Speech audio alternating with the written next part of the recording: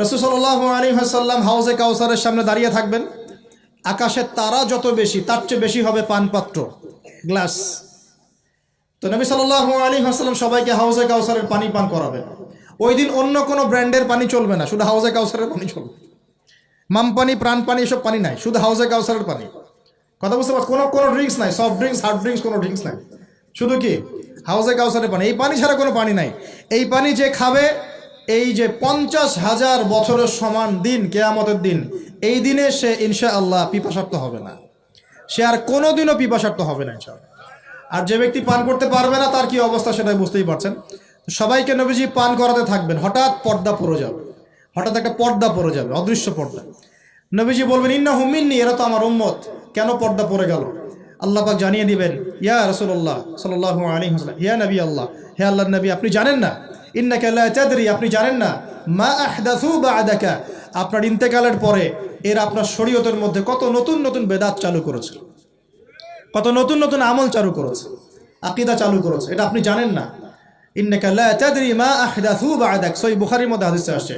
নবীজি তখন বলবেন, সুহকান সুহকান, দূর হও দূর হও, লিমান গায়্যারা বা'দি, যারা আমার পরে দিনকে পরিবর্তন করেছো তারা দূর হয়ে যাও।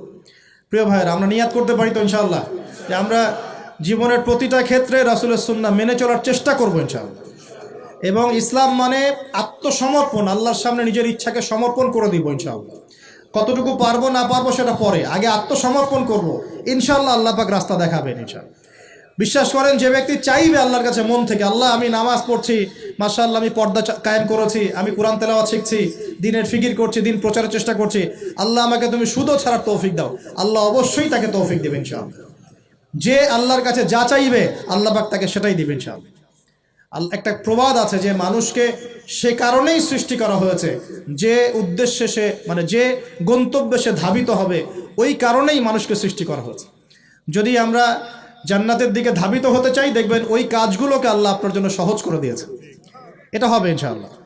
আপনি শুধু একবার মন থেকে আল্লাহর দিকে ফিরে আসেন, আল্লাহ আপনাকে সময় দিবে, আল্লাহ আপনাকে রিজিক দিবে, আল্লাহ আপনাকে ওস্তাদ দিবে, আল্লাহ আপনাকে বন্ধু দিবে, আল্লাহ আপনাকে পরিবেশ দিবে, আল্লাহ আপনাকে দিন শেখা সহজ করে দিবে, হালাল রিজিকের পথ করে দিবেন, নেককার স্ত্রী দিবেন, নেককার সন্তান দিবেন, আল্লাহর পথে কাজ করার ট্র্যাক দিবেন, সবই আল্লাহ ব্যবস্থা করে দিবেন ইনশাআল্লাহ।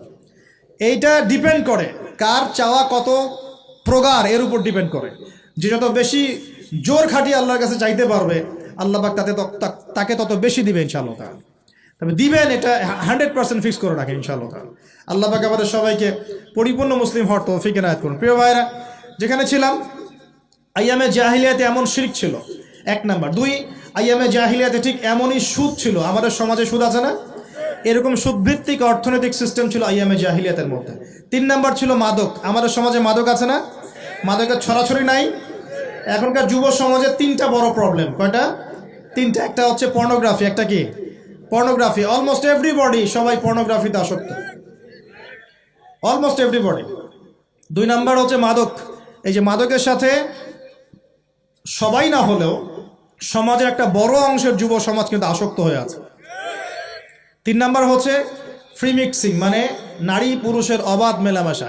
এই সমস্যাগুলো যুব সমাজকে আজকে গ্রাস করে খাচ্ছে।